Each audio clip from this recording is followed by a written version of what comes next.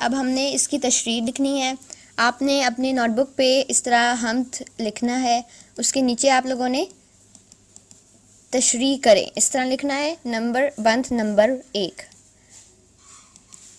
جو چیز خدا نے ہے بنائی، اس کے بعد یہ جو لائنز آ رہی ہیں جن کے درمیان میں جو لکھا ہوا تھا یہ ان کو ظاہر کرتی ہیں. یہ اس لیے ہوتا ہے تاکہ آپ نے پیپر میں جب آپ نے تشریح لکھنی ہے تو آپ نے اسی پیٹرن سے لکھنی ہے. اس کے مطلب یہی ہوتا ہے کہ اندر جو ہم نے جو اندر لائنز تھیں یہ وہی ہیں. ٹھیک ہے، جو چیز خدا نے ہے بنائی اور حکمت سے نہیں ہے کوئی خالی.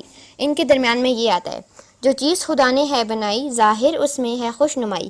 کیا خوب ہے رنگ ڈھنگ سب کا، چھوٹی بڑی جس قدر ہے اشیاء.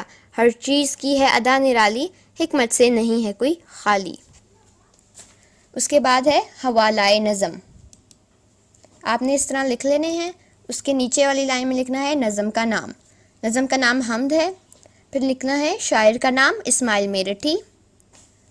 اس کے نیچے حل لغت لکھیں گے.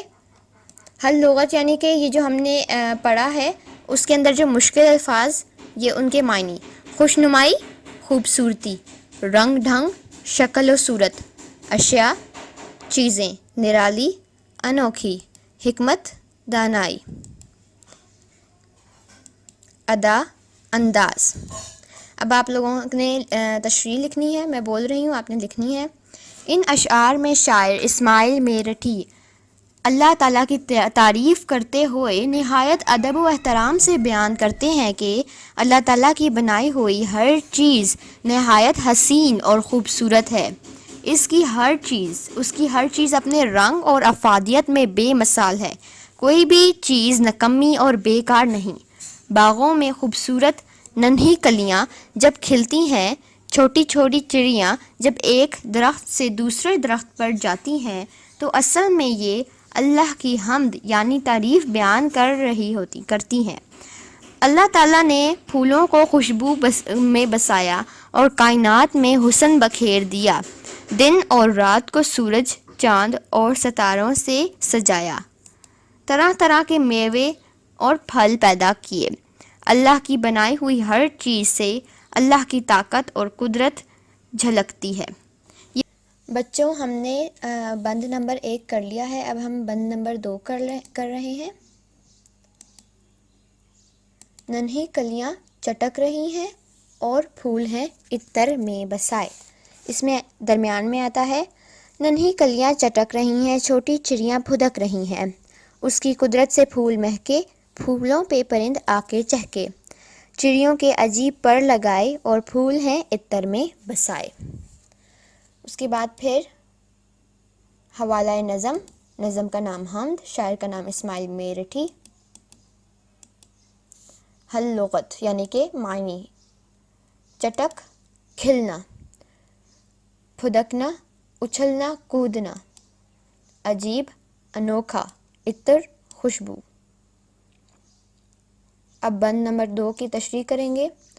ان اشعار میں شاعر اللہ کی قدرت اور بڑائی بیان کرتے ہوئے کہتے ہیں کہ جب بہار کا موسم آتا ہے ہر طرف پھول اور کلیاں نظر آنے لگتی ہیں. کلیوں کے کھلنے کا منظر نہایت دلکش اور حسین ہوتا ہے.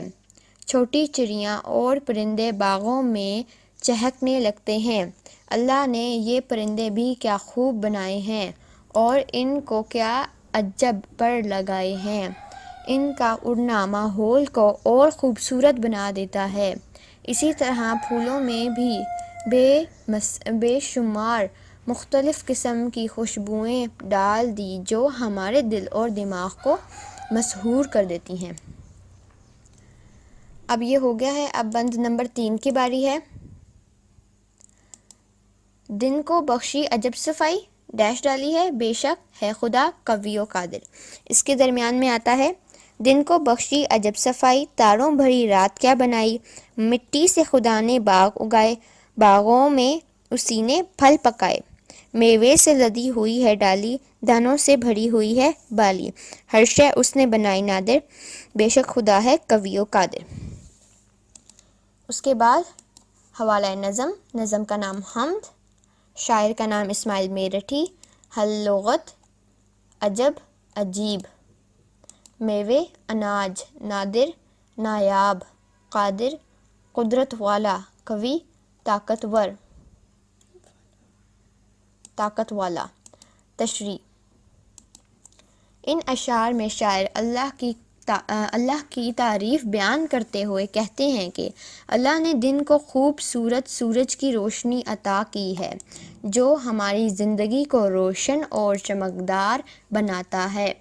رات کے وقت آسمان پر چمکنے والے چاند اور ستارے نہ صرف رات کو روشن کرتے ہیں بلکہ آسمان کی خوبصورتی کو بڑھا دیتے ہیں۔ مٹی میں یہ صلاحیت پیدا کی ہے کہ ننھا سا بیج ایک تناور درخت بن جاتا ہے اور اس مٹی سے طرح طرح کے پھل پیدا ہوتے ہیں۔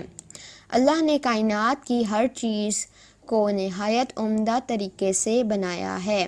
ہر چیز سے اللہ کی طاقت اور قدرت ظاہر ہوتی ہے۔ سبحان اللہ۔ امید ہے آپ لوگوں کو میری ویڈیو پسند آئی ہے۔ اگر پسند آئی ہے تو اس کو لائک شیئر سبسکرائب کرنا بالکل مت بھولیے گا۔ ملتے ہیں نیکسٹ ویڈیو میں۔ اللہ حافظ۔ اگر ابھی تک آپ نے ہمارے چینل کو سبسکرائب نہیں کیا تو آپ سبسکرائب کر لیجئے تاکہ ہماری ہر نئی آنے والی ویڈیو کا نوٹیفیکیشن سب سے پہلے آپ کو ملے۔